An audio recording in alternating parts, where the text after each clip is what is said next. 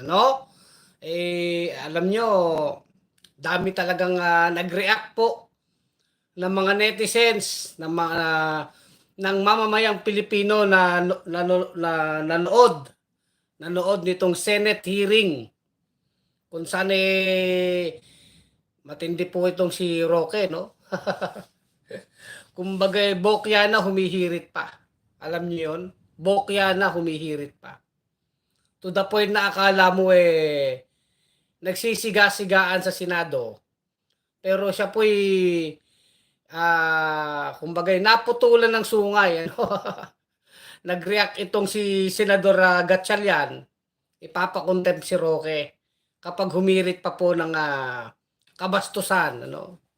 Akala kasi ni Roque, yung Senado ay Malacanang, na sila pa rin ang mga nasa kapangyarihan ng kanyang Panginoong Rodrigo Duterte. Pero hindi na po alam nyo, pag-usapang Pogo, hindi na po pwedeng i-deny Undeniable na itong involvement o pagkakasangkot ni Harry Roque dyan sa Pogo. Wala na po siyang kawala. Wala na siyang takas. Ang pinag-uusapan na lang dito siguro mga kabunyog ay anong kaso ang ikakaso kay Roque, no? Pero certainly, siguradong sigurado, 1,000, 2,000, 5,000%. Si Roque po ay involved sa Pogo. Hindi, yung involvement niya po ay hindi lang basta involved. Maari talagang si Roque ay bahagi ng isang malaking sindikatong Pogo. Sindikato po ito no? Sindikato. Akala natin nung una, yung mga Pogo-Pogo, ano yan, hindi magkakaugnay. Pero lately, sa mga naganap pong mga raid, mga investigasyon, napagtahi-tahi na konektado yung Pogo sa Bamban, Tarlac, kila Guo Waping, itong si Alice Go, na nagtatago na din, di ba? Pugante na, nagtatago na si Alice Go, di ba?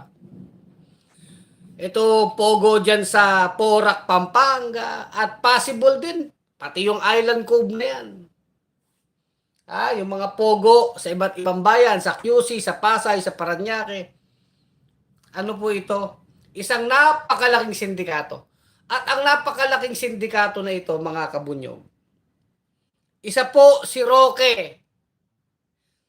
Ako masasabi kong protector, facilitator, taga-areglo, areglador ba? Tawag, may word bang areglador? Taga-areglo, no? Ng mga Pogo. Ang kanyang pagkakasangkot sa Pogo ay hindi na kayang pagtakpan Hindi na po kayang pagtakpan. Yan pong iniimbestigahan nila Senator Risa Hontiveros. Nakita naman natin, ginigisa na si Roque sa sarili niyang mantika Dahil again, ang unang nabuking dito kay Roque, yung kanyang AE o yung kanyang Pogi. Si Pogi na AR de la Serna, Mr. Supranational, nahuli yung mga dokumento sa Pogo, di ba? Diyan sa Porac. Yung pala nagbo-boarding house. At ngayon, nabuking, na libre ang boarding house ni AR de la Serna. Libre. Kasi pinatuloy daw siya nung Cassandra Ong. At sino naman yung Cassandra Ong? Yan po yung Pogo girl. Yung tauhan ng Pogo, may-ari ng Pogo, na may kasama po sa Lucky South 99 na tinulungan ni Roque na aregluhin yung tax. Si Roque nagpa-follow up 5 times, tumatawag doon sa taga-Pagcor, pumunta pa ng opisina ng Pogo. Pogo. Paano? Wala Hindi na po madedena yon. Ngayon, pangalawang nabuking si Roque. Di una nga, yung passport at yung mga travel document, mga travel documents nakuha dyan sa Pogo, nakapangalan kay AR de la Serna. Pagkatapos, pati bank account nila Roque nakita. Kasama pala ni Roque dyan sa pagta-travel sa Europe, si Pogi. Si Pogi, nakakatas ng Pogo. O, di ba? Sabi ni Roque, ano daw niya yan? Medical assistant. Oh. Walang ya talaga itong si Butanding, ano? Yan yung unang ano nabuking siya.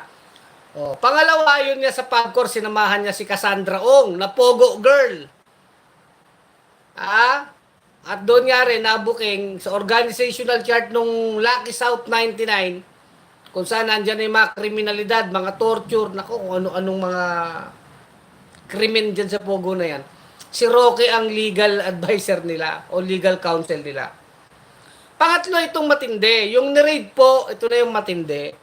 Yung ni-raid na Pogo dyan sa Tuba, Benguet, si Roque ang may-ari ng bahay na yan. Oh, anak ka ng Pogo talaga, Roque ka.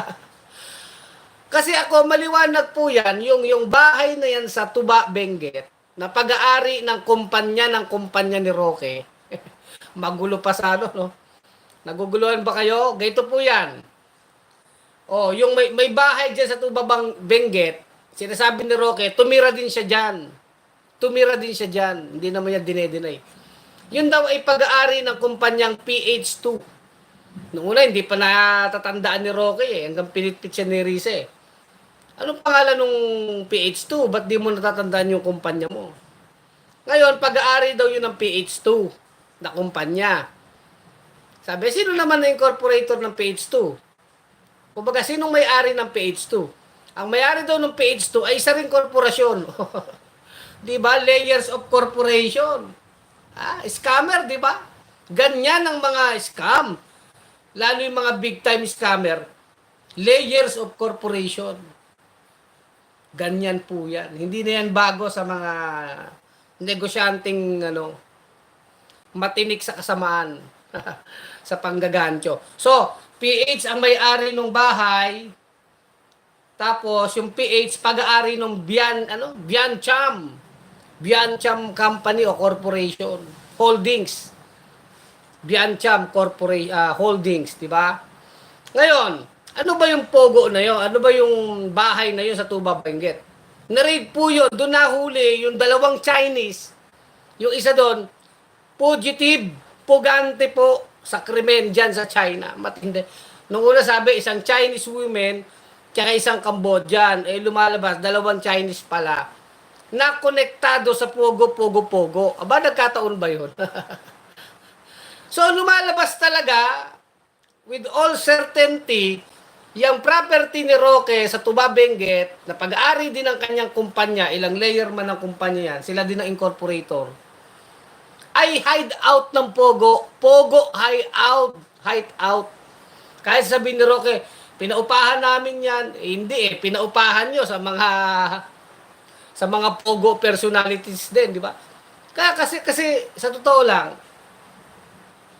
di ba, sa totoo lang mga kabunyog, napakatindi na po nung koneksyon. Kasi nagkataon lang na doon ang upahan yung mga personalidad ng Pogo na yan, na mga pugante.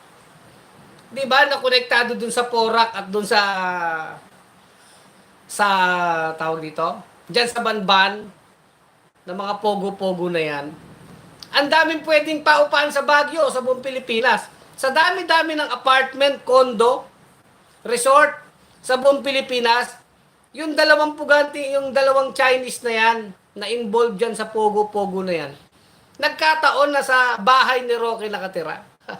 Sabi pa nga ni Roque, may caretaker siya doon eh. So, kahit nagliligal maneuver si Roque, siya daw ay pinaupahan niya lang yun, wala daw sa kanyang actual possession, loko-loko ka eh. may caretaker nga siya doon eh. At yung kumpanyang may-ari ng bahay ay pag-aari ng kumpanya na sila din may-ari. In fact, executive director sa Biancham Holdings, si Myla Roque na asawa ni Roque. Oh. Ano bang nakakabigla doon? Yung pagiging executive assistant ni Myla Roque dyan sa Biancham, o si Roque ay may asawa. Parehas nakakabigla, di ba? Pero yung po yun. Sabi pa nga, may nabasa kong post, yung Biancham, pinangalan sa mga anak ni Roque. Bianca Roque. Yung isa yata, sa letter H nagsisimula. Tapos yung M naman stand for Myla. Oh. Kaya Biancham, oh, di ba? At hindi naman dinedeny ni Roque, 100% daw, i-acquire na nila yung Biancham. Hindi pa niya sabihin na talaga naman kanya yan. Di ba? Kanya talaga. Ngayon, wala nang lusot si Roque dyan eh. Alam na natin yan. Kahit yung AR de la Serna, napit-pit din sa Senado. Ginisa. Ginisa mix. Sabi nung AR, bakit ka nandun sa Pogo, dun sa Porac? Bakit ka nandun? Ba't dun ka nakatira? Nagbo-boarding house daw siya doon, sa isa sa room doon, sa Pogo na yon. Kasi nag-aaral daw siyang magpiloto. Parang flight, isang school ng piloto dyan sa, I think, Pampanga o Tarlac. Dyan, malapit dyan. Flight school ba ang tawag doon? Ano bang tawag doon? Diba? Nag-aaral ng piloto. Doon daw nagbo-boarding house sa Pogo, dyan sa Porac. Ngayon, ang tanong, paano ka napunta dyan? Oh. Yung pala, siya pala yung libre doon, libre. Oh. Si AR de la Serna ay libre doon. Pinatuloy siya ni Cassandra. Oh. Pwede ba? Paano nangyari yun na libre siya? O, diba? Sino ba ang koleksyon ni AR de la Serna?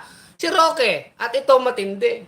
Si AR de la Serna ay incorporator sa Biancham. Biancham. Sabihin, Roque talaga. O, di ba? Ngayon, ano na talaga, baon na po si Roque. At naniniwala tayo, hindi naman yan magagawa ni Roque nang walang basbas ni Canor Duterte. Di ba? Tandaan natin, wag lang si Roque ang binabanatan dito. Wag natin kakalimutan mga kabunyog. Si Rodrigo Canor Duterte ang presidente na nagpakalat ng Pogo lalo pa nung panahon ng COVID. So, wag para kumbaga ganito nangyayari diyan eh. Tignan niyo yung Parmali scam, yung mga pagnanakaw nila, pangsisindikato nila sa pondo ng COVID noon. Bilyon-bilyon po yan Ang napit-pit dyan si yung tauhan nila Bongo, sila Christopher Lloyd Lau, tsaka itong si Secretary Duque, DOH Secretary. Si Lloyd Lau at si Duque ang napit-pit dyan. Sa Parmali scam na yan, 11 billion na kontrata. Sinindikato niya nila Michael Yang. Pero tandaan natin, sila yung mga underlings lang. Sila yung mga maliliit na isda at itong mga maliliit na isda na ito, meron silang malaking isdang sinusunod. May big boss sila. Sino yun? Si Rodrigo Canor Duterte. Kaya halimbawa sa Parmali, hindi sapat na ididiin lang natin si Lloyd Lau o si Duque. Hindi nila yan magagawa kung walang basbas ni Tumbongo at ni Duterte. Kasi bilyon-bilyong pera ang pinag-uusapan dyan. Hindi gagalaw yung mga yan nang walang basbas ng big boss. In the same way, kailangan malaman ng taong bayan, itong si Roqueta ay hindi naman magiging sindikato ng Pogo nang walang basbas at kinalaman ang kanyang big boss. Hindi gagalaw si Roqueta ng mag-isa Sino ang kanyang big boss? Again, si Canor Duterte. Si Rodrigo Canor Killer Duterte. Kaya ang mga katarantaduhan sa Pogo na involved si Roqueta, ang pinakapangunahing kriminal dito ay si Rodrigo Canor Killer Duterte. Wag natin yan kakalimutan. Ang problema parang Roque lang ba yan? Alam na natin si Roque involved talaga dyan. Wala nang kawala dyan Kulang na lang pati panty at brand ni Roque naiwan na dun sa Pogo. Ebidensya na, di ba? Kaya lang ang naiwan doon, bank account, di ba? Tsaka mga travel document nila ni AR de la Serna. Si Papa Pogi. Guwapings na guwapings di ba? Matindi Mr. Supranational di ba? Ikaw ba naman? gandang lalaki ang puhunan, libre ang kanyang boarding house sa Pogo. Saan kayo nakakita ng ganyan, ha? Nagbo-boarding house ka sa Pogo? Libre, ha? Libre, ha? Oh, pinalibre daw siya ni Cassandra Ong. At si Cassandra Ong naman, ang kasama ni Roque na umaareglo sa Pagcor. Talaga to si Roqueta, oh. Tapos ang bahay ni Roqueta, dyan sa Tuba Benguet, ay ginawang hideout ng mga pogo personalities, ng mga pugante at mga highly wanted, mga wanted po sa batas. Baka, hindi kaya pati si Kibuloy nandun na din. Si Ban, kumbaga magaling eh, no? Magagaling eh. Kaya lang, magaling din itong paok eh, di ba? Itong paok. Oh. Ngayon, sasabihin ni Roque, sinisiraan daw siya. Kasi kung wala siyang kinalaman, at least ha, ang daming paupahan sa buong Pilipinas, ang daming hotel, ang daming resort, ang daming bilya, ang daming subdivision. Sa dami-dami ng mga subdivision na pwedeng pagtaguan itong mga pogo ano na to, mga pogo pugante na ito, ha? Ay diyan pa sa bahay ni Roque sa Tuba Benguet. Nagkataon ba yan? Siguro, nung nangangailangan ng hideout, ang tawag ko dyan, Pogo hideout. Sa totoo lang yan. Siguro, nung nagkakainitan na, itong mga puganting inchik na to ng Pogo, nung nangangailangan na sila ng pwede nilang pagtaguan o hideout, ay tumawag sila kay Roque. Oh, Mother Roque, saan ba kami pwedeng magtago? Oh, yan, nibaya ko sa Tuba. Oh, doon muna kayo, di ba? Di ba? Ganun yun eh. In the same way, si Canor Duterte, oh, paano ba nakakapagtago si Kibuloy, di ba? So, di ba? Oh, Tabogo Duterte, sabi ni Erwin Dalaw. Kayo, anong masasabi nyo? Kaya, yun lang ang point ko dyan. Si Roque, ano na yan eh. In the bag na yan. Huli na yan. Ginisa na yan sa sarili niyang mantika. Mantigang pogo. Wala nang kawala si Roque eh. Mahirap ng lusutan yan. Mahirap ng lusutan. Ngayon, ang tanong na lang, hindi lang naman kay Roque yan. Nandun pa yan sa kanyang big boss. Diba? Tignan nyo si Alice Go ngayon. Diba, nagsisermon si Jingo Estrada, yung isang senador. Sabi niya dun sa PNP. O sa NBI ba yung sinesermonan niya? Sabi niya, bakit ganon? July 14 pa yata, o July 4? O ano bang date yon? 2 weeks na, sabi niya. Hindi nyo pa rin nakikita si Guo Waping, si Alice Go, si Farm Girl, di ba? Nagtatago lang di ba? Sinabi natin, nagtatago nga. Di ba? Nung nagba-vlog tayo, sinasabi natin, yan, pag yan ay na-issue ng arrest warrant, magtatago yan. Di ba? Sinabi natin yun sa ating vlog noon pa. Na dapat dikitan na yan ng NBI, ng PAOK, ng CIDG, ng lahat ng mga investigating authorities natin. Kasi, pag yan ay na-issue ng arrest warrant, whether ng korte or ng Senado o ng Kongreso, yang si Alice Go ay magtatago. Oh, di ba? Tama tayo. Ngayon, nagtatago. Kaya sabi ni Jinggoy, wala ba kayong man lang clue na yan kung nasan yan? Hindi na po makita di ba? Kaya napipikon yung mga senador dahil pinapa-aresto ng Senado si Alice Go. O, nagtatago na, hindi na nagpapakita. O, ganun din naman si Bantag, ganun din si Tebes, ganun din si Kibuloy. Ang tatapang nung una, pag nandyan ang mga arrest warrant, nagtatago na yan. O. Ganyan din mangyayari kay Harry Roque. Lalo't pag yun ay nakasuhan. At ang warrant of arrest niyan, ang kaso niyan ay non-bailable, meaning kalaboso ka, diretso kalaboso ka. Walang piyansa ang ikakaso dyan. At pag lumabas ang warrant of arrest niya na non-bailable ang kaso, magtatago yan. Hindi yan magtatago kung yung arrest warrant niya ay bailable o kayang piyansahan. Anyway, papiyansa lang sila sa korte. Pag piyansa nila, di blaya sila. Yan, hindi yan magtatago. Pero kapag ang arrest warrant ay non-bailable o walang piyansa, magtatago yan. 100% yan. Ganyan din si Bato, si Canor, kahit itong si Harry Roque ngayon. Diyan lagi nauutakan ang ating mga authorities na hindi naman lihim yan eh. Di ba, hindi yan lihim na ginagawa. Kaya nga si Alice Go ngayon, wala na, nagtatago. Ngayon, si Roque, kahit ayoko lang gawing technical ang paliwanag, kahit anong gawin niya na palusot, wala na eh. Bulgar na yung papapogi niya. Kumanta na yung papapogi niya. Libre boarding house. Wow, ah. Mahusay mag-alaga itong si Roque, no? Mahusay mag-alaga, no?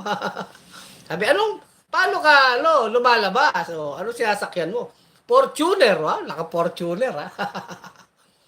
O, bakit natin binabati ko si De La Serna? Pinasahod ng taong bayan yan, ginawang executive assistant. Pera ng bayan ang ginastos dyan. Tandaan natin, may atraso sila sa atin ngayon. Pera ng bayan yun, 50,000 a month. Ang sinahod niya noon nung executive assistant yan sa Malacanang. Ni Roque, ewan ko kung anong ina-assist sa kanya. Ano bang ginagawa niyan para no? Tapos ngayon nasa Pogo, libre boarding house. Sounds like libre tour sa Europe di ba? Ganyan si Roqueta, di ba? Talagang inaalagaan niya ang kanyang executive assistant. At hindi lang 'yon. Free boarding house sa Pogo. Free trip sa Europe. Di ba?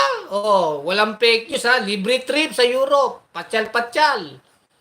Nako, matindi din sikmura nito ni De La Serna, no? Sa ngalan ng ngayon, naging incorporator pa sa Biancham. Kaya tinatanong ni Ontiveros. Ikaw, incorporator ka dyan sa Biancham. Hindi mo ba alam na yung Biancham, siya nagmamay-ari ng PH2? Saan ba siya? Sa PH2 ba? Sabi niya, hindi ko po alam eh. Walang yakang incorporator ka. Sabi niya, paano ka naging incorporator dyan? Sabi ni Rizzo Ontiveros. Pinapirma lang po ako nung isang attorney. Isipin nyo yan. Di ba katarantaduan? Sindikato eh. Nagagamit tong AR de la Serna sa sindikato. Hindi natin kailangan ng napakalegal na usapan Doon pa lang di ba? Bahay ni Roque, pag-aari ng kumpanyang PH2, itong PH2, pag-aari ng Biancham na pag-aari ni Roque. Di ba ni Roque yon, pinaikot mo lang. In fact, doon tumira sa Roque. Tumira daw siya doon. In fact, inamin din ni Roque, mayroon siyang caretaker doon. Di talagang kanya yung bahay. Nando naman, ginagawa yung bahay na yan sa tuba, ginagawang hideout ng Pogo. Kumbaga mga pugante nagtatago doon. Ibig sabihin, kinakanlong ni Roque ang mga pugante. Kinakanlong niya. In short, siya yung nagpo-protector sa Pogo. Bukod sa kanyang pagiging abogado ng Whirlwind, na iisa lang ang may-ari ng Whirlwind at ng Lucky 99, pag tinignan niyo yung incorporator, iisa lang naman din may-ari, same, sinamahan pa si Cassandra Ong na, di ba, wala na Doon din, naiwan din ni De La Serna, doon to nakatira sa Pogo si De La Serna, doon din naiwan yung bank account, yung travel document, baka kung naaga-aga pa ang raid ng PAOK dyan at hindi na, yung unang search warrant ay hindi binawi ng korte, dyan sa Porac, Pampanga, dyan sa Lucky South 99 na yan, baka kung hindi nabitin yung search warrant, baka pati panty at bra ni Roque. Baka pati yung panty ni Roque doon, nahuli din. Kaya lang, baka nakapaglinis na ng ebidensya. Kasi na-hold pa yung search warrant binawi muna Then, mga ilang days, tsaka uli, ibinigay yung search warrant. Kaya, kumbaga, nakatimbre pa. Di nakapaglinis-linis pa ng mga dapat linisin. Baka nakakuha na yung mga bra doon. Mga panty ni Roque doon. Ewan ko kung may panty at bra yan. Pero ang pinag-uusapan natin dito, wala nang kawala. Hindi kailangan ng masyadong technical. Bahay ni Roque, tinitira ng mga puganting taga-Pogo. Ganun lang yun. Ulitin ko po ha, ang bahay ni Roque ang ginawang hideout ng mga puganting pogo. Oh, period. May ebidensya ba? Meron. The fact itself. Oh, fact pala. Oh, hindi F-U-C kaya F-A-C-T. Oh, the fact itself. Bakit? Eh, doon nahuli yung pugante sa bahay na yun eh. Oh. Tapos kay Rocky yung bahay na yun. Oh. Eh di yun agad. Connect agad. Oh, si De La Serna nakatira dyan sa Pogo. Libre, boarding house. Dahil Cassandra Ong. Connect. Si Cassandra Ong, kasama ni Roque, inaareglo ang buwi sa Pagcor. Connect. Oh, si Roque, ang amo niya, si Duterte. Connect. Oh, sa bibig ni Duterte, lumalabas, siya ang nagpalaki ng Pogo. Connect. Si Remulla, nagbenta ng kanilang Island Cove, ng kanilang property na ginawang Pogo. Connect. Oh, pati mga Remulla. Connected din yung Pogo at yung Banban Pogo at yung Porak. Connect. Oh, si Alice Gowo ngayon, nagtatago na. Connect. Oh, ba't nagtatago yan? Eh, naabuking na yung sindikato nila. Incheck yan eh. Oh, sindikatong incheck yan. Kaya nga sabi ng mga senador, eh bakit active yan? Balita namin, active yan sa social media. Maraming post yan sa TikTok. Oh, TikTok ba yun? O yung mga reels, mga shorts. Mga reels, mga post sa Facebook. Oh, may mga ano pa nga eh, tatanga-tangang Pilipino pa nga na napapaniwala eh, di ba? Namimigay ng mga ayuda. Kumbaga, utong-uto ang mga Pilipino sa ganun eh. Oh, may mga tatanga-tanga pang follower si Alice Go, si Guo Waping. Oh.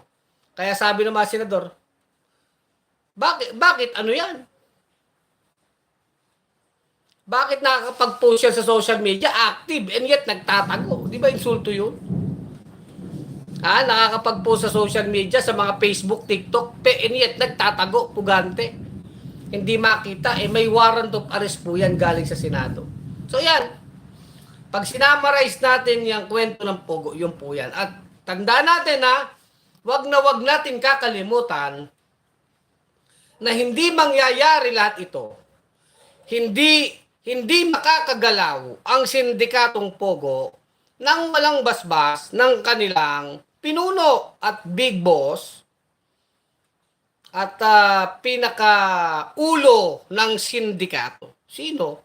Sino ang ulo ng sindikato? Hindi pa si Roque ang ulo. Hindi pa si Roque ang ulo. Ang ulo ay yung ulo ni Roque. Sino bang ulo ni Roque? Si Rodrigo Canor Killer Duterte. Si Canor Duterte ang ulo ng lahat ng ito. Kagaya ng kanyang pagiging big boss at ulo ng sindikato sa Parmali. At kahit nga sila Michael Yang ng Parmali, pati Pogo may connection pa rin eh. Napakatindi, no? Mga Chinese syndicate.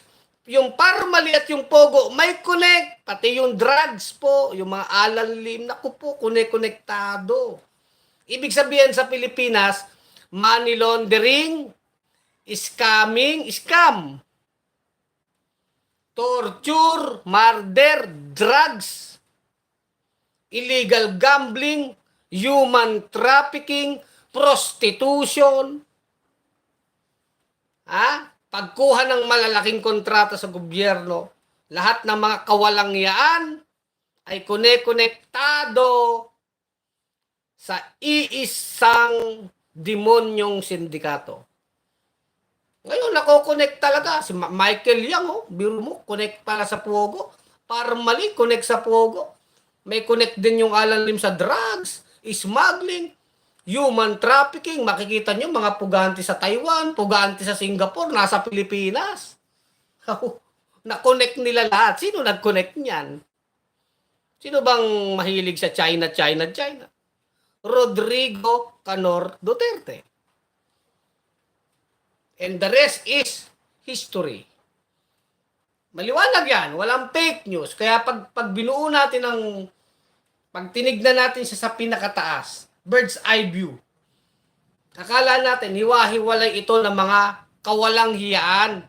Akala natin hiwa-hiwalay na mga kagaguhan. Hindi. Pag tinignan natin, may connect, pogo, drugs, scamming, connect ang mga kriminal na ito. At sino yung nagbubuo sa kanila? Rodrigo Canor Duterte. Yan ang common eh. Oh. Sino ba nagpatakbo ng Parmali? Sila Bongo. Sila Duterte. Sino ba nagpatakbo ng Pogo? Sila Duterte. Sila na ganun yan eh. Sila nagpaalagon yan eh. Oh, yung PAGCOR, pwede ba magtanga-tangahan ng PAGCOR diyan? May mga sindikato din, may mga kasabwat din na nasa loob ng PAGCOR. Ibig kong sabihin ganito. Ang sindikatong Pogo, may sindikato mismo sa loob ng gobyerno. Meron diyan sa loob ng PAGCOR, nagkakakwarta yan. Kaya nabibigyan ng permit na mabilis yan.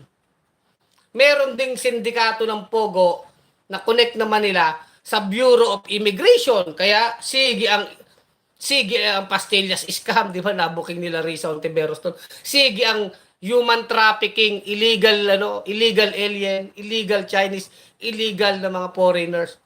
Di ba? Kasi yung sindikatong yan ay meron din silang connect dyan sa BI, Bureau of Immigration. Meron din ba silang connect sa PSA, kaya sa birth certificate, meron. Sa pulis, meron din sa pulis, sa mga lespo. O, pati nga daw umaabot na sa hudikatura, pati sa mga hukuman, baka may mga sindikato na dyan, hawak nila mga judge, mga lawyers, mga prosecutor. DOJ, pwede. Si Boying nga mismo, nagbenta ng lupa sa Pogo eh. Anak ng Pogo, di ba? Oh, Governor ng Cavite, Remulla, DOJ Secretary, Boying. Tapos yung isa, si Gilbert Remulla, Director ng PAGCOR ngayon. Pwede bang tanga-tangahan yung mga yan na walang alam? May mga alam yan. Yan naman yung public knowledge. Magkano ba binenta ang island ko? Bilyon. Ilang bilyon? 6 na bilyon. Ang naikamada ng mga Remulla dyan, naibenta nila dyan sa mga Pogo na yan. Kaya dapat siya sabi nga, hindi lang itong Banban tsaka Porac Pogo ang i-raid, pati yung Island Cove na yan. Maraming katarantaduhan dyan. Ano sa tingin nyo? Ibig sabihin, connected to mga kabunyog. Tignan nyo sa isang malawak na pananaw. Isang napakalaking sindikato to. Di ba mga kabunyog? So, hanggang dito na lang ang ating vlog, no? Hindi sana matapos kay Roque ang sisi. Talagang si Roque, nasa kumunoy na ng kahiyan yan. Pinag-uusapan na lang dyan, ano ikakaso dyan. Pero definitely, wala na yan. At alam na natin, Pogo, naging perwisyo. Si Alice Go, nagtatago na eh. Booking sila eh. Kaya lang, tingin ko dito, kahit tong si Marcos eh, patumpik-tumpik tong si Marcos eh. Sasabihin niyang, ibinan ang Pogo. Oh, pero yun naman pala eh. Hindi pa naman pa pala may mga proseso pa. Sus, baka binago lang ang pangalan. Ginawang IGL, Internet Gaming License. Binago lang yung Pogo eh. Tineteknika na naman tayo ng mga gago eh, di ba? Tinatarantado nyo yung bayan. Sasabihin nyo, ibaban yung Pogo, tas ire-rebrand nyo lang. Babaguhin nyo lang yung pangalan. Kaya itong mga luko-lukong mga sindikatong Chinese na to, magkukubli yan sa bagong korporasyon, bagong pangalan ng company. Sasabihin nila, IGL ito, legal ito, matino ito. Hindi eh. Ano na naman to? Magtatago na naman sila sa legality. Pero ang totoo, it's the same syndicate na mga walang hiya. Kaya tatanga-tanga din tong PAGCOR na to at itong administrasyon ni Marcos. Kung ire-rebrand nyo lang yung Pogo, niloloko nyo yung taong bayan. Pag sinabi nyo ban! Walang IGL dyan. Tanggalin yung mga online gambling na yan. Lahat. O ba't ayaw nilang tanggalin? Sinong mga namamantikaan ng mga matatakaw na opisyal ng gobyerno dyan? Madami. Kaya wala sana ng lokohan. Problema rebranding din nangyayari eh. Di ba? Kaya ikaw Marcos Jr., pag sabi mong ban, walang IGL, walang kung ano, patunayan nyo yan. Kung binan nyo, bakit walang kadena? Kinakadenahan nyo lahat yung mga lintik na Pogo. Kung baga, pag sinabi sana ng presidente, ban, o di, puntahan ng mga pulis, sarado lahat. Walang operation.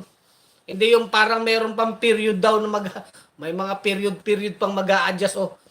Sus, alam mo na diyan magkakapalusutan na naman yan. Eh. Sa period, may period pa daw na. Ano. Hindi na, walang maniniwala diyan. Katarantaduhan yan. O, kaya kung ban yan, dapat kinakadena yung mga ano, talaga makita mo, sinasarado. Lahat. O, basta online, internet, gambling, hindi naman talaga maganda yung sugal na yan eh. O, di ba? Kaya katarantaduhan din ni Marcos Jr. to. O, hindi lang si Duterte. O, tayo, pag mali, banata natin. Oh. Weak kasi weak. Kung alam ng kasamaan niyang pogo niyan, pag sinabi niya, ban ika, sabi niya sa sona niya, bakit walang kinakade ng mga pintuan?